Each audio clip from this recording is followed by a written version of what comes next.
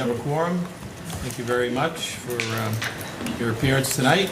And again, a reminder, we're recording for broadcast on our community access channels. So, first order of business to approve the minutes of our previous meeting, and those were previously distributed.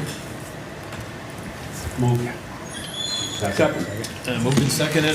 Any discussion? All those in favor? Aye. Are there any opposed? Nope, so voted. Thank you. And thank you again, Debbie. Appreciate it.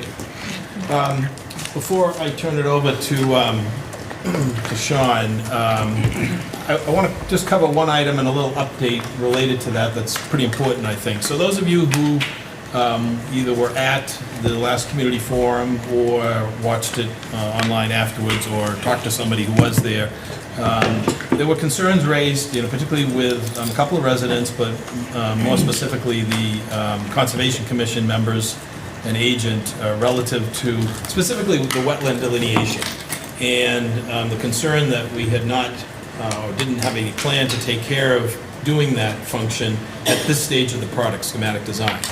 And I think if you were there or you watched it afterwards, a person who was just looking at it for the first time and not understanding all the nuances of the process that we have to work under with MSBA would come to a conclusion that perhaps we're not doing our due diligence. Admittedly, the fact that that doesn't get done until routinely doesn't get done or normally doesn't get done under the MSBA process until the design development phase feels a little strange. It feels strange to me. I get that. So I understand where they were coming from on that concerns, particularly as relates to this site. And we know we have wetland issues. We're very tight. We understand that. So like we have already done with the conservation agent, Tim Hay, we've met informally with him a couple of times. We've met informally with, as I reported at the last meeting, with the planning board chair and our town planner. We have an informal meeting scheduled a week from tonight with the Conservation Commission themselves to give them an update on the project. And one of the things we are going to be able to report to them, thanks to some work with both PMA and HMFH, have agreed to conduct that wetland delineation sometime this summer. So we'll communicate that to the Conservation Commission members next week. Again, that's not something that we have to do now, but it's in all of our best interests to lay out that delineation now so we know exactly what we're dealing with. Certainly if we waited till design development, which we have the right to do, it may put us in a very unique situation that we don't want to be in terms of what that site actually looks like from a wetland standpoint. So it's much more critical to try to get that done now, and we appreciate PMA and HMFH working together to make that happen. So I wanted to just put that out to everybody right now so you're aware of that, and again, we'll be communicating that to the commission members next week. Any questions on that? What does the process of the wetlands delineation actually look like? So, what Flagging, lots of flags, I know that. So first it gets somebody, a wetland scientist goes out and flags the border of the wetlands. Physically puts a flag on the border. Physically puts a flag on the border. Then there is a survey done of, to locate those on paper so that we have those lines. The piece of the next piece of the process is to file it with the town. And that's called ANRAD, which, do you know what that stands for? Doesn't matter. I do, and then I don't. Resource delineation. Say It's it. an abbreviated resource of area delineation. Thank you. Basically just locks the line in. That locks in those lines. That piece will not happen at this time. So what we're doing is we're getting ourselves really good design level lines, and we're going to ask to get a conservation member to come out and look at the flags and talk about, and we'll see if we can get that. I believe Tim Hay has already offered that, so I think we will. Because we're not going to be able to do the ANRAD now, We will have to reflag at DD. There is some, and the NRAD would be filed then. There is some risk that those lines move. So what we're doing is we are reducing the risk significantly by delineating them now, but we are not erasing the risk of those lines shifting and having to adjust based on that. That said, we'll be doing it again in about a year, and the amount of movement is likely to be very small within a year. And can I just expand just a little? Yeah. The other thing that we've been working on already, but also in getting ready for this informal conversation with the conservation next week, is moving as much as possible impervious area out of the 50-foot buffer zone. So it's not the wetland, we're never in the wetlands, but you can do work in the 50-foot. But there's a trade-off between what's already impervious versus anything new in the calculations between that, trying to zero that out. And so, at this point, our building is completely out. And we've actually moved a number of the areas of Loop Drive and Loop Road and all of that. So all of this is happening literally as we speak, and then we'll be doing the calculations and everything. All of this is to respond to any concerns Concom will have. And we have that sketch of the site plan Yeah, we to can share show the tonight, so latest, you yeah. can see it in progress. It's not colorful and beautiful, but it's informative. All right. Any other questions? All right, thank you. Sean? All right. Big slide. All There you right. No new invoices today. Budget is as it was the last meeting. Next meeting we may have our invoices for June for you, but right now it's the same as it was last time. All right, thank you. Kathy, nothing, you all set from your end? Yeah, we're all set. All right, thank you. All right, so I'll take over now. So we're here today on July 8th. We're going to have an exterior design review and some plan updates, as well as a look at maybe the beginning idea of what materials might be on each of these schemes. We just had a meeting about security design with the working group, and we will probably release those minutes at some point when we get those typed up. And Stephanie from our office asked me to point out the meeting with the Sustainable Design Working Group was proposed for next meeting day before this meeting, and confirmation on if there'll be enough people from the Sustainable Design Working Group to be able to have that meeting. So I guess that's a question. You available?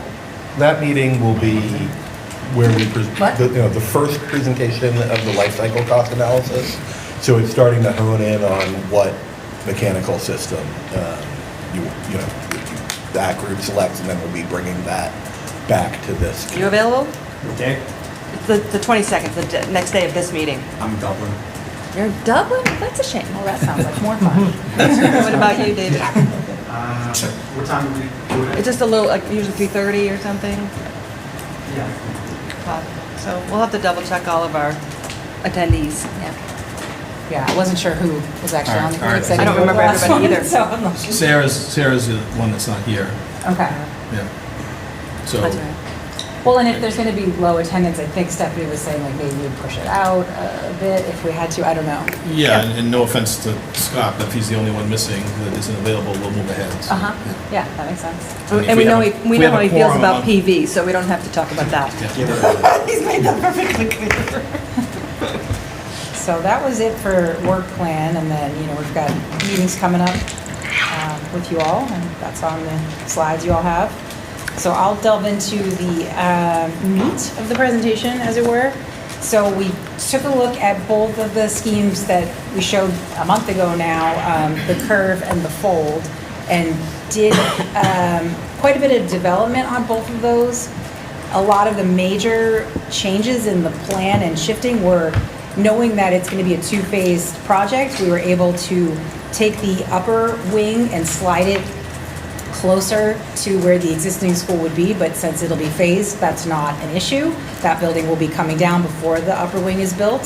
So that gave us a lot more freedom to be able to pull our footprint out of the 50-foot wetland setback, which we had been in before. So that is one of the big changes. Let's see, which is there it is. So this is the curve scheme you've seen before, a little more developed. There's starting to be an idea of how canopy and entry might happen at the front.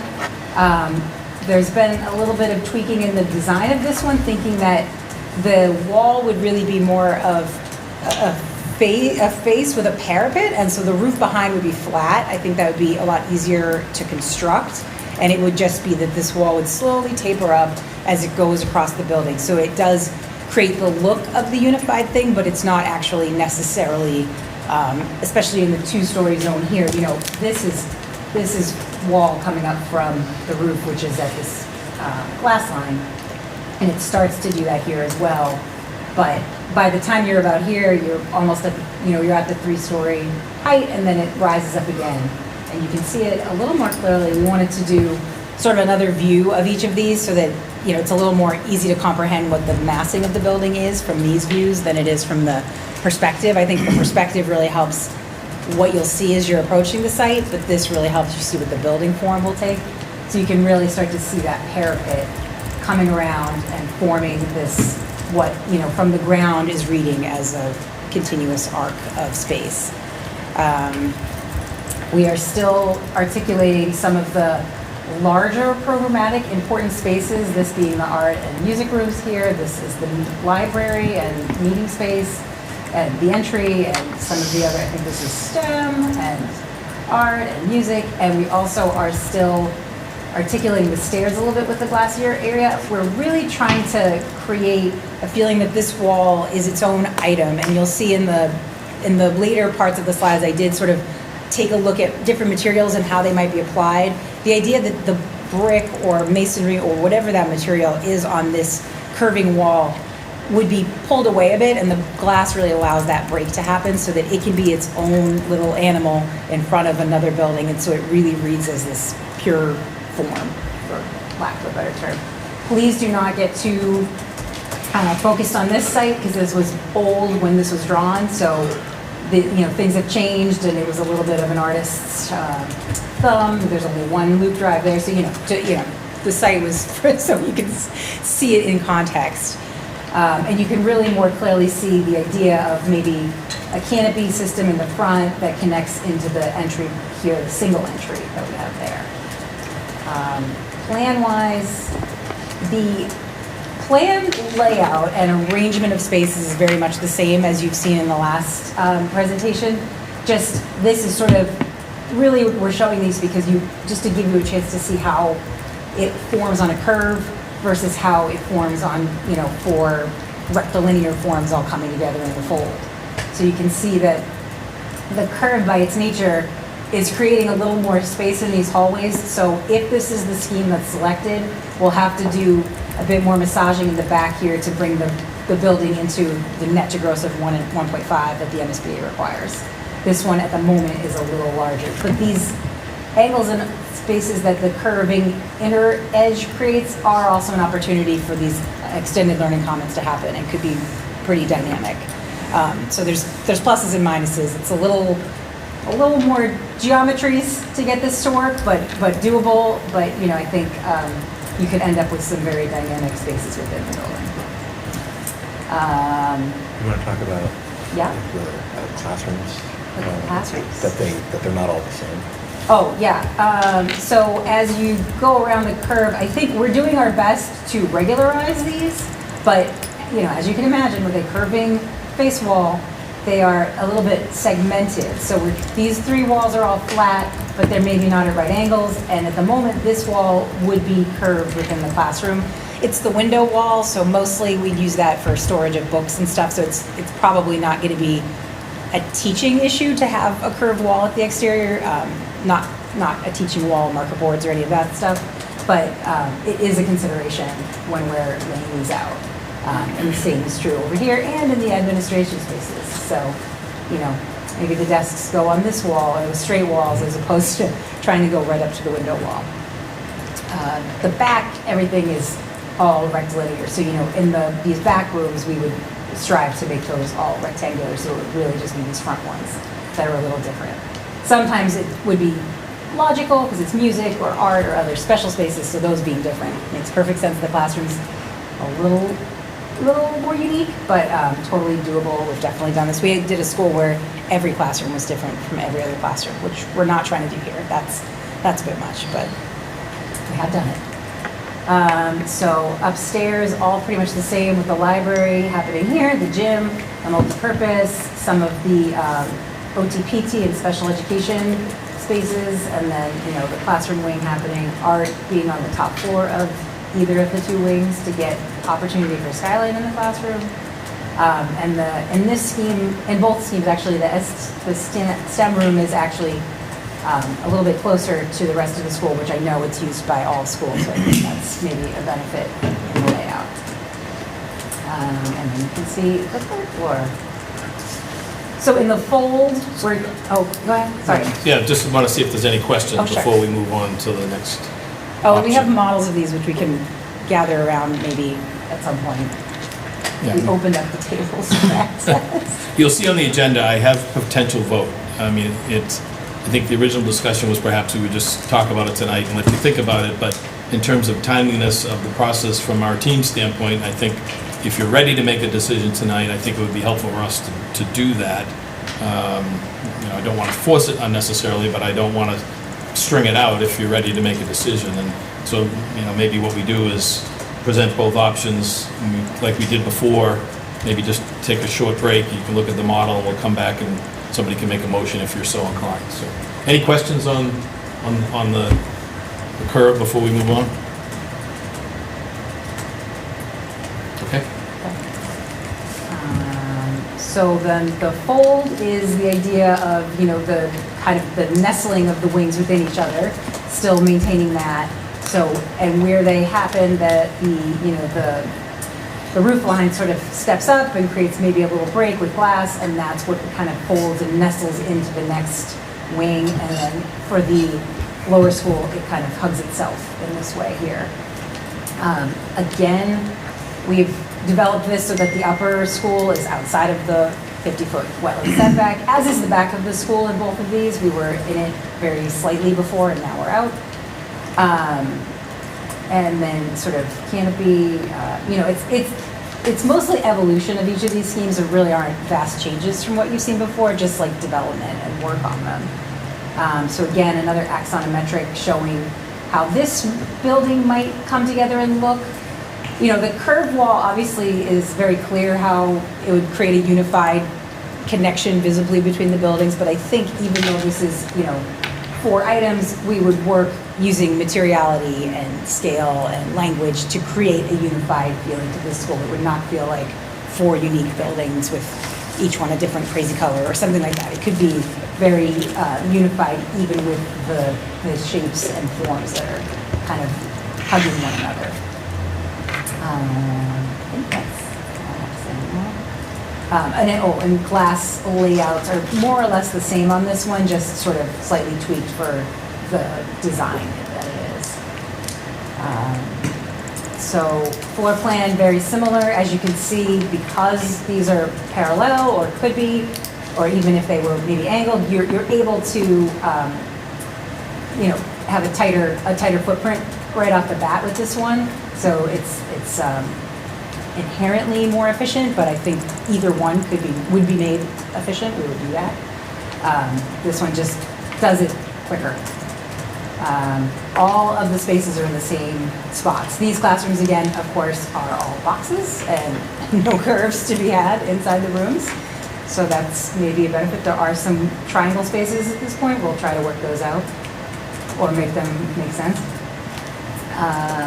So upper, all the same classrooms up here as we had on the other scheme. So that's the 2 schemes. I do have materials at the end. Okay, so I'll open it up. I mean, again, this is the second time we've reviewed this. We did have the 3 options before. We narrowed it down to 2 at that last meeting, so Before we go, yeah. I'll just see if anyone is ready to make a motion for us to move on, so. Don. Well, we do have materials for the scheme, so it might be nice to see that before we vote. Oh, I thought the materials were, I have like pictures and some okay, stuff. Yeah. so, I mean, materials have an effect on some materials may, There's sometimes the material would lend itself to the curve versus not. I think for like, okay? it could Sure. sway aesthetically. I mean, it's aesthetics. So maybe not, but maybe I'll just go through it and then we can. That's fine. Donna, do you have a question, or? Well, I just had a question for the teachers, and if they have thought one way or the other about curved wall in the classroom. I mean, it depends how it's built. I mean, I could definitely picture having, if there's a little ledge seating there for a little book nook, like I feel like there's ways that horseshoe table would fit there. I mean, I think we could make it work for sure. Yeah, and we just would be up to design. We would try to make it functional, Right. of course. Yeah. It is a unique I think that'd be challenge pretty to a cool if classroom. that's So me. I always like something different. I do know some teachers would prefer their rectangle. sure. Listen, go ahead. I didn't mean to shortchange you in the presentation. Well, the site in the middle, sort of like we just plug that in late. So why don't I just run through this just so you can see the updates? Yeah. Or should we can come back either way. So you can see here, so this is the latest. And again, it's a sketch, so it's not in color, as I said. So we asked Landscape to look at sort of changing the layout of the parking, maintaining the number of parking spaces, but sort of bringing the loop drives together and sort of more to this side of the site, while also pulling out of the 50-foot setback all along this edge, which they were able to do. We also had them straighten this drive much more so that it was kind of looping up and trying to still hit the old culvert, and it was determined that there's no way that would survive and be reusable. So we would have to build a new one anyways, so we might as well shape the road to the way we'd like it to be and have it be as direct as possible. So that was done. And then, you're looping around here. The loading dock back here, I think, has a lot of length, so it should be able to be workable. We'll have to make sure we get that design right, but we think we should be able to do that. There are still a small number of parking spaces back here, ideally probably for teachers. And then it allows for this much larger plaza play space to be right out in front, accessible between both of the schools more readily. Before, it was really pushed to the lower school, and the upper school was probably trekking a distance to get to it. So I think this layout is a lot more equitable between the two schools and also creates a lot more opportunity, at the entry plaza being here, and then like play and stuff all happening there near to the school and close between the two. One thought for the parking in the back is that it's custodial and kitchen staff. Yeah, I don't know if they have 21, maybe? That's the right number. Oh, it is for that group? Oh, perfectly, okay. Oh, wonderful, all right, so that's all who's back there. Scott? And that's sort of the Jump in? update on this, and so we're gonna keep working this, but, what? Oh, So, one of the things that somebody brought it up to me, and they brought it up during the meeting, during the forum, was originally we were holding like 60 feet or something like that for the woods and the tree line. Then it went way down. Is anyone afraid of losing the residential vote to approve this by pushing into where it says continuous plaza, those words there? Those are all residents right there. And well, the they're- plaza's up here. no, I know, but I just mean the words Where themselves. the words are. Oh, I can Just where move the the words words. themselves. No. He's just Oh, you're. I'm just using it as an example to let you know where I am. Yeah, sorry. So the complaint was that we're taking away trees and woods and everything else like that and pushing out more. Now, I know we need it for, EMS access, Yeah. but the further we can pull that in, the more Yeah. trees we can get people, Agreed. it's a lot better. Just like the guys who live right behind the basket, the other sport Yeah. court or whatever you Well, want to call it. that's more fungible. Right, But he was saying- what we're up against on the left-hand side, if you can see it from there, I don't know if you can, is the little dash, sort of like L-shaped thing. Yeah. Oh, this. That's the septic system, which needs to be 20 feet away from our building. So we're moving through getting that as snug as we can and laying that out. So the most we can, I'm all for not taking down trees and we Yeah, don't have to. I think the more trees we leave up, the happier people will be, especially there, because if we just cut down all the trees, we're gonna lose all those residential votes and they're just gonna vote down. Is this Yeah. still the 50-foot buffer, do we think, or is it less? It's not the 50-foot buffer, but what we had early on, we had shown an aspirational 60-foot tree zone between the abutters property lines. and anything we would clear. And we've been working towards maintaining as much of that as we can, but you're absolutely right, we're missing it there. Yeah, We're in I don't want to miss it because we're short 20 people and it's the residents right there because we took down trees. Yeah. Thanks, Scott. Yeah. Do the two different designs for the building have the same driveway and parking layout? I think it would be pretty close. We do not have a curve option done from landscape, so I can't say that for sure, but they generally. They more or less are in the same spot. The backs of the buildings are in the same spot, so certainly that pinch point at the bottom wouldn't change. Those don't make a difference for the Not- issue of the tree no. buffer zone. I think the only thing that might change is the curve, I think, does come like in closer, so there might be some shifting here, but it wouldn't really, it wouldn't get near to the residents. Yeah, so I mean, we're kind of like squeezing, right? And so the two drivers for shifting the parking was, one, to have a little more contiguous of the open space for the play in the front, which meant we lost some play area to the side when we shifted it, but also to be able to move it a little westward to get it out of the 50-foot. So it's kind of pushing in both directions. The other thing that transpired in conversation was with our traffic engineer. We're trying to minimize blacktop because that's just inherently what we'd like to do. But he was pretty adamant that if we start with the bus and the car, that it should stay that way all the way past, and we kind of started to merge them sooner, and he didn't like that as a traffic approach. So, he'll keep looking at stuff and talking dimensions and all of that to make the best decisions. But it is the number of parking spaces that has been designed and required, so. I think if anything, this scheme had less back here, right? We took out, there was more back here before. Maybe It's closer in, getting yeah. closer as we go, but Yeah. I think that we'll just have to look at the septic and try to get it as northward as we can, so we can get the parking as northward as we can, so we can get the We have loop to drive be- as northward as we can, so. We have to be yeah. so many feet off of this line too, right? Yeah, So yeah, that, it's a balancing it's act. just like we're, yeah. Oh, I know. This is a very constrained site for a site that feels quite gracious, so many wetlands, invisible constraints. I'm gonna go on unless anybody, okay. So materials, I just, wanted to talk through the typical ones that we do on a lot of our projects. So brick and masonry is the big one. We do a lot of that, and that will likely be, 90% of the walls are brick. And just sort of showing a range of colors. And the one I really wanted to point out was this colorful one. It's glazed brick, so it lays up like a masonry wall, all the same, but you have an opportunity for all these colors. The idea that maybe that could find its way onto the curved wall and have that be what makes it special. It's like this colorful mosaic is an idea. But these other ones are all just different colors of, you can get lots of natural colors in brick, including white and other things. Metal, so there's a vast array of metal shapes and seaming options that we can use, corrugated, vertical, wider panels with seams, shaped panels, graphics on panels, or colorful panels. So metal has a lot of options as well, and I think metal, you'll see, really lends itself to the fold option on the folded elements, because that would allow the wall coming down to be metal and the roof edge to be metal, so that it would read as a form.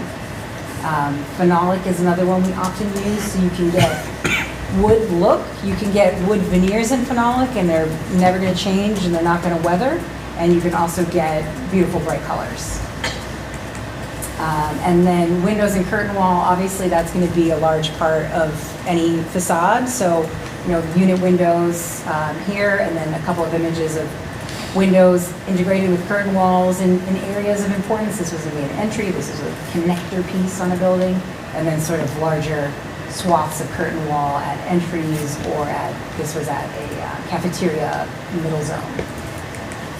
So the idea of how some of these materials could start to apply to these schemes. So in one option on the curve would be, it could be the colorful brick for the curving wall, the glassing, and then maybe where you are carving in, that could be wood. So when you're pulling away on the walls that obviously do in fact have to touch this wall, they could be sort of a phenolic wood. So really natural materials, and maybe green sort of speaking to the woods and the school in the woods idea. And then the rest of the building could be, more traditional brick. Other options are a different brick here. So, it could be a tan brick and the rest of the building is a light brick, and the phenolic, that could be the moment of color where the building's peeling away and having a pop of color, be it whatever color it is. I just picked red for this, but it could be anything. And then in the fold, the idea that this could be a metal panel that then makes a metal roof edge so that this volume reads as one, even though the roof itself would not be metal, it would be, standard white PVC. And then the undersides of these elements could be either a wood look phenolic or a colorful phenolic, so that kind of materiality, and then the rest of the body of the building could be brick. And then just sort of another version of that, with maybe the panels on the metal are more detailed or decorative, and then the brick could be darker, and then, the slices could be green or any other color. The phenolic has infinite colors and materials, so trying to think about natural colors and, pulling greens, thinking just this nature connection, being in the woods, that kind of idea. So that was it for that. And then we just have this slide. So, just a point of clarification, if we're ready to take a motion and a vote on either of these options, at this stage, it's just Not picking any curve color. or fold. Not the It's not the materials. materials. Correct. So, we're not trying to narrow that whole scope down, just showing you the options, and then we'd get further into design before you'd have to make those types of decisions based on the option you may choose tonight. Cheryl? We aren't talking about cost at all, Cost? is when. We talked a little bit about it at the Last time. last meeting, but. Yeah. Oh, between the two building forms? Right. Yeah, well, we had talked to a couple estimators, and we're not curving the steel or curving the structural elements to create that shape. So you talked to them, their response was? That there really wasn't a cost difference at this level between these options. The other one that we showed, the third one, the facet, that had cost implications. The one that people didn't like? Yeah, the one we didn't. That one was Art might have actually mentioned more- And the you reason like. for that was that it had more, because of all this, it had more facade, More wall. more exterior wall, and so that has cost. Yeah, at this level, it's like the amount of perimeter wall is what you're paying for almost. And so if you have the same, whether it be slightly curved or not, it's such a delicate curve, honestly, it's huge radius. So the brick would be regular brick, they'd just lay it up and it would curve as Okay. they went along. You don't need special brick or anything like that to achieve it. Mary? You had made a comment that the fold was more efficient, but not efficient how? Could you expand on that? It was really about the plan, and just because of all the straight lines that we're working with, the plan of itself more easily becomes efficient. So it's more easy to get to the 1.5 net to grossing factor that the MSBA requires. We would do it in either option, but because something's curving away, other things are trying to pull into it, it's a little more work on our end. It's harder. It's harder for us. It's not, it wouldn't affect the net to gross in the end. It wouldn't affect the spaces, other than maybe more dynamic spaces would happen in the curve because of that curving form, and we'd have to work to get the net to gross to work. So it's just, if you build rectilinear things, they're efficient, sort of easier. That's all I was really saying. Can I ask you, does everybody follow the net to gross part of what Melissa's saying? Oh, No. sorry. Okay, so We live and die by this, so it's just so ingrained in us. We think everybody knows what we're talking about. So, you've seen us talk about, we've got this many classrooms and this much square footage. So what we do first is we define all of the program spaces, the library, the classrooms, the gym, and the square footage required for those. Then the MSBA allows a limit to how much bigger the building can be beyond that, for wall thicknesses, for mechanical spaces, for storage, and that's a big one because for circulation, for stairs, Toilets. toilets. I can go on, mechanical rooms. Yeah. And so the building, you take that initial square footage of sort of usable space, that's called net square footage, and you can multiply that by 1.5. That's the size of, that's the maximum size, that's the gross square footage, and it's the maximum size the MSBA will allow you to build. So, what that means is that when we say it's harder to make the curve efficient from a square footage point of view, by regulation, we have to, and so we will. And so, in the end, both of them will be basically equally efficient. It's just going to be a challenge with the curve.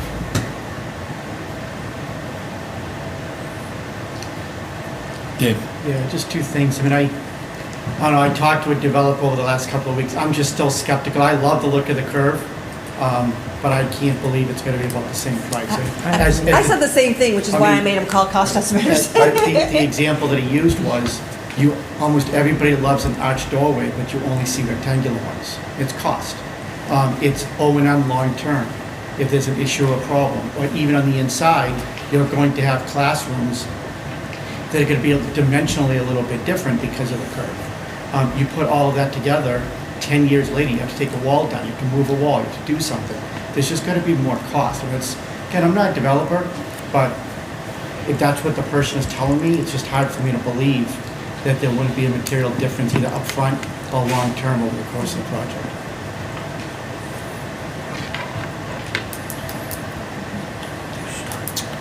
Any other questions?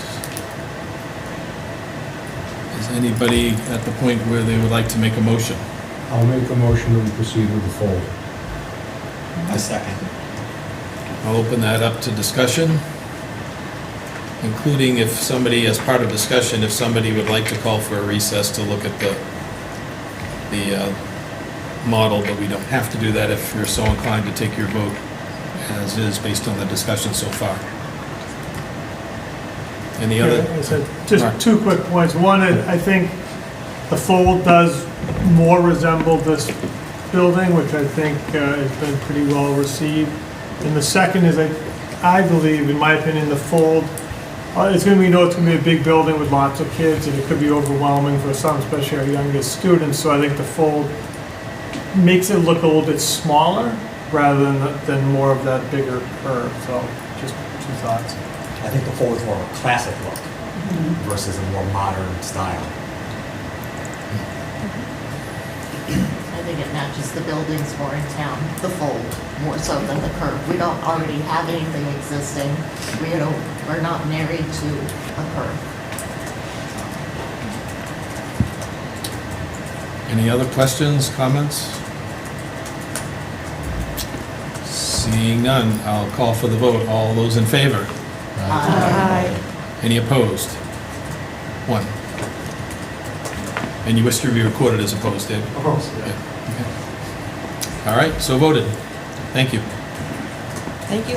Thanks. No proxy votes. I'm sorry. That's breaking news. That's it, Sean, I I think think. you're next. Oh, wait, yeah, there is some Oh, budget update? budget. It's the same as last meeting. Cash flow's still looking good. We put in another reimbursement request recently, so we'll just continue to put those in as invoices coming. And our schedule is also the same, with just getting ready for those estimates in September, right? And then scope and budget agreement in October. So that's our next set of target dates. We did get a piece of correspondence back from MSBA regarding, like Mark has it right here. The enrollment. Enrollment certificate. Yes, that's Yeah. right. So we'll sign off on that. Right. And then we do have a meeting again on the 22nd, and then one on the 12th. Did you have a chance to review the correspondence about enrollment? You said there was some correspondence. It's really just the, more of the agreement that there were agreements that are 1,075 students. Now that we've made the selection of the K through 6, it's basically Certifying. reaffirming the certification that was done based on that enrollment for now this grade configuration. So it's a formality, but it does have to go through the signature process with the MSBA. All right, again, so the next meeting is the 22nd, and we'll work with the sustainability members if we can try to meet before that for those involved with that. And once again, because we're in the summer months and, these meetings may not take very long, but we may have a vote like this every step of the way to keep things moving. And if you can't be here, please let Mark or myself know so we can be conscious of maintaining or assuring that we're going to have a quorum going forward. So appreciate that. Scott? I know we talked about it before, but have you guys or anybody given more thought to the staggered start time or not the staggered start time? Or I know that they redesigned the 2 roadways coming in, but has any more thought been given to, using the exterior road around for drop off of parents or, you know what I mean?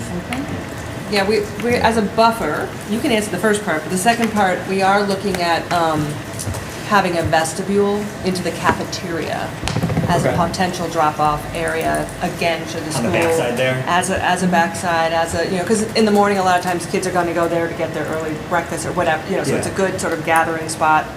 It'll So be that's good for tentative. our before-school program, Before around school. care, so Well, that that's my they're question, coming- because, going through the if it's a cap. staggered start time, and you have a kindergartner and a 3rd grader, they start at different times, so if they go in, what are you gonna say, you can drop off Susie Lou at kindergarten, you're gonna get back in line? Or- Spoken like a That's- kindergarten. Surround care. Well, yeah, but what if you don't need surround care? Right. Like, I don't need surround care, I can drop off my kindergartner, but I shouldn't, do I have to get back in line? Like, I think those things need to get thought of when we start Yeah, talking bus. about staggered time or buses or stuff like that. More I know kids, if more it's ways all to one walk. start time, it's more buses, but maybe that's what it has to We be. either have to have more buses all at once. That's what I or the mean. Same bus route. But the staggered start time might not work, because if you have a kindergartner and you drop off, and you're a 3rd or a 4th grader that starts an hour later, you don't have necessarily enough time to go back home, get them ready, and come back and re-wait in that line. You know what I mean? Now it works because they're at different buildings. You can drop one off at Spring, go over to Roselle, and you're okay. But since everything's in one building, so we might have to look more into just a regular start time for everybody and more buses. I know that's one of the concerns that some of the parents are talking about. So we have met with Lucini to talk about Yes. that, to look at the implications. They're kind of test fitting to see what both would look like, how many more buses we would need to add, and what, if we did go stagger start, what would be the time frame? And we're looking at about 30 minutes in each meeting, starting with the upper school first, and then the lower school Right, second. but as a parent, how do you drop off your lower kid's school, and you have an upper kid's school? Like, you just sit and wait? That's what I mean. That's, You we just have to look at it sit- programmatically. Yeah. Yep, no, absolutely. You use the bus. Yeah, but what if you are school choice? What if And you it's don't get a close? bus? What if it's too close and you don't get a bus? Everybody You know? who can use the bus, uses the bus. Right, yeah, like, I have a neighbor across the street who's never got on the bus once. So, and she gets driven every day. If she had 2 kids, she would drive both, I'm assuming. Right. So I think that has to be further looked into. And then, And Scott, so just, you don't just, I agree. no, with- I don't mean just any disrespect, I'm just trying No, to. I agree 100% with the issues that you're raising. Yeah. And some of those questions, when we go, assuming we're gonna go to the floor in town meeting sometime, Yeah. perhaps in January, it won't be necessarily us as the school building committee responding to those questions, because they are operational issues Okay. that would fall under the school committee, decisions they have to make, based on the design that Right. we as a school building committee have selected, and obviously we have school committee representation Right. in this committee, but the operational issues will have to be addressed. Once the school committee knows the design and understands Okay. what they're dealing with, then they have to make those operational decisions that would also have to be communicated to Sure. the town voters Yeah. in moving forward. So- Yeah. And I think what we want to do is, we want to make sure we're building it, so we may start with one scenario, and then Right. maybe 10 years down the road, we switch to something Realize that else. it doesn't work, Having yeah. the flexibility is important. Yeah. Yep. All right, anything else that needs to be brought forward tonight? All right, seeing none, I'll entertain a motion to adjourn. All those in favor? All right, thank you very much. See you in a couple of weeks.